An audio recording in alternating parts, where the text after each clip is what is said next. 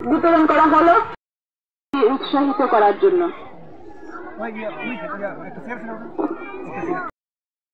এই আনন্দমার্গ উচ্চ বিদ্যালয় গঙ্কি খোয়াইয়ের পক্ষ থেকে সবাইকে জানাই হার্দিক ধন্যবাদ, শুভেচ্ছা এবং প্রণাম।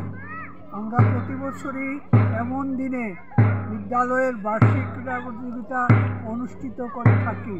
অন্যান্য বারের মতো এবারও 2024-25 সনের বার্ষিক ক্রীড়া প্রতিযোগিতা আজকে এয়ারপোর্ট মাঠে অনুষ্ঠিত হচ্ছে। আমরা দেখতে পাচ্ছি কয়েকশো মানুষ, উৎসাহী মানুষ আজকে এই ক্রীড়া প্রতিযোগিতায় ছাত্রছাত্রীদেরকে উৎসাহিত দেওয়ার জন্য সমবেত হয়েছেন। আমরা এইমাত্র দেখতে পাচ্ছি বিদ্যালয়ের পিটি চলছে, তারপরেই খেলা শুরু হবে।